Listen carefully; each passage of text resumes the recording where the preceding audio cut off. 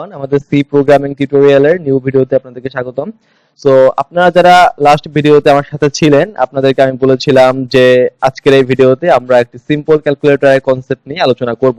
So আমাদের সাথে বিভিন্ন কয়েকটি ভিডিও দেখার পরে আপনাদের মনে একটি কোশ্চেন আসতে পারে যে আসলে একটি প্রোগ্রাম রিয়েল লাইফের বিভিন্ন অ্যাপ্লিকেশনে কিভাবে কাজ করে। তো সেটি যাতে আপনাদের কাছে ক্লিয়ার হয় এজন্য আমি আসলে এই সিম্পল ক্যালকুলেটরটি কনসেপ্টটি আপনাদেরকে দেখাবো। সো আমরা যেটা করব, আমাদের অলরেডি দুই ধরনের ডাটা টাইপ নিয়ে ধারণা আছে।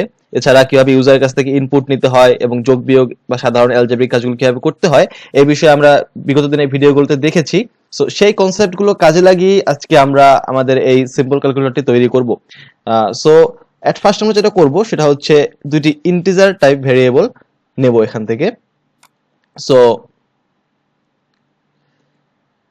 দুটি ইন্টিজার টাইপ ভেরিয়েবল, সো আপনারা চাইলে যে কোনো নাম দিতে পারেন। আমি নাম অন, নাম টু দিলাম। এখন যেটা করব যে আমরা ইউজারের কাছ থেকে দুইটি নাম্বার ইনপুট নেব এবং আমাদের ক্যালকুলেটরটা হচ্ছে আসলে এমন যে এটি দুইটি নাম্বারের যোগ করতে পারে, দুটি নাম্বারকে যোগ করতে পারে। সো ফার্স্টে যেটা করব যে printf, বোঝার সুবিধার্থে এটা যে enter the first number. So enter the first নাম্বারের পরে এখন ইউজার যখন ফার্স্ট নাম্বারটা দিবে সেটাকে আমরা scanf ফাংশনের দ্বারা ইনপুট নেব। এখন যেহেতু আমাদের নাম্বারটা হচ্ছে ইন্টিজার টাইপ সেহেতু আমরা এখানে %d দিয়ে নাম্বারটিকে স্ক্যান করব। এন্ড এম্পারসেন্ট, প্রথম ভেরিয়েবলটাকে আমরা নেব ইউজারের কাছ থেকে, প্রথম ভেরিয়েবলটার জন্য ভ্যালু নেব, দেন নাম 1 এবং একইভাবে আমরা ও মাই গড scanf এন্ড এটাকে আমরা কপি করব, দেন কপি করে নিচে আবার পেস্ট করব। This is the smartest way. And শুধু এটা চেঞ্জ করে দেব দ্য সেকেন্ড, এখানে সেকেন্ড নাম্বার এন্ড দ্য ভেরিয়েবলটার নাম হচ্ছে নাম 2। দ্যাট মিন্স এখন ইউজার যেটা করবে সেটা হচ্ছে enter the second number and সে স্ক্যান করবে হচ্ছে দ্বিতীয় নাম্বারটা তার কাছ থেকে আমরা নেব। সো এখন যেটা করব আমরা সেটা হচ্ছে দুইটি সংখ্যার যোগফল দেখাবো। দুটি সংখ্যার যোগফল দেখানোর জন্য আমরা printf ফাংশনটা ইউজ করব। printf ফাংশনের মধ্যে ইতিপূর্বে, তার আগে বলে রাখি, ইতিপূর্বে আপনাদের যখন আমি দুটি সংখ্যা যোগ করা কিংবা বিয়োগ করা শিখিয়েছিলাম তখন দেখিয়েছিলাম যে দুটি সংখ্যা যোগ করে আমরা আরেকটি ভেরিয়েবলের মধ্যে সেটাকে অ্যাসাইন করতাম, দেন সেই ভেরিয়েবলটার ভ্যালুটাকে আমরা প্রিন্ট করতাম। বাট সেভাবে না করে এটিকে সরাসরিও করা যায়। আজকের ভিডিওতে আমরা আপনাদেরকে সেটি দেখাবো। সো পার্সেন্ট, তার আগে লিখে নেই দা addition of %d and %d is %d.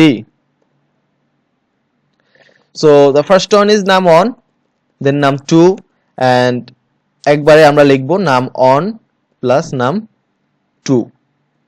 So এখানে লাইনটা একটু লক্ষ্য করুন যে দি এডিশন অফ %d, এখানে %d যে আমরা লিখলাম এখানে 3টি %d আছে। এখন এই 3টি %d এর জন্য প্রথম %d টি আসলে নির্দেশ করবে প্রথম যে ভেরিয়েবলটা আমরা লিখেছি সেটির প্রতি। এজন্য খেয়াল রাখতে হবে যে আমাদের যখন ভেরিয়েবলগুলো আমরা লিখবো সেটার জন্য সিকোয়েন্স মেনটেন করে আমরা যেটা আগে লিখতে চাই, প্রিন্ট করার সময় যেটা আগে প্রিন্ট করতে চাই সেই ভেরিয়েবলটি অবশ্যই আগে লিখতে হবে।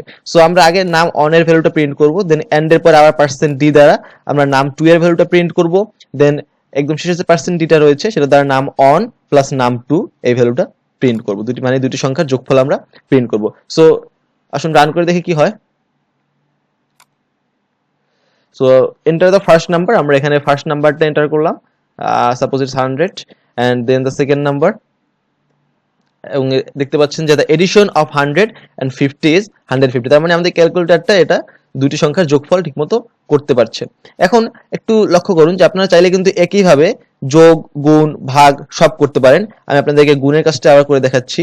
আমরা এখানে শুধু প্লাস সাইনের জায়গায় অ্যাস্টারিস্ক সাইনটা আছে, স্টার সাইন, এটা আমরা ইউজ করব, দেন এটাকে আমরা মাল্টিপ্লিকেশন করব। সরি, এখানে আরেকটা কাজ করে নেই, আমরা এডিশনের জায়গায় লিখে নেই multiplication. I don't know the shit. Multiplication and let's run it. So suppose it's 10 and the second number is 5. So the multiplication of 10 and 5 is 50. So এভাবে আসলে আমরা সবগুলো করতে পারি। আপনারা চাইলে একই প্রোগ্রামের ভিতরে যোগ, গুণ, ভাগ, বিয়োগ সবগুলো করতে পারেন।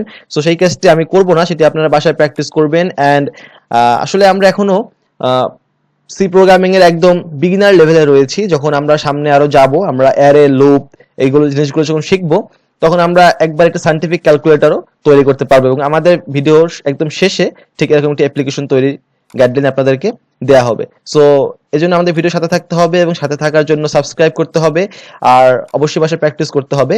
অ্যান্ড নেক্সট ভিডিওতে আমরা যেটা দেখাবো সেটা হচ্ছে ইফ এলস স্টেটমেন্ট বা কন্ডিশনাল স্টেটমেন্ট যেটাকে বলা হয়, সেটি নিয়ে আমরা আলোচনা করব। এটি সি প্রোগ্রামিং বা যে কোনো প্রোগ্রামিং ল্যাঙ্গুয়েজেরই একটি বা মোস্ট ইম্পর্টেন্ট স্টেপ বলা যায়। সো এটি নিয়ে আমরা আলোচনা করব। অ্যান্ড সে পর্যন্ত সবাই ভালো থাকবেন। Thank you, good by.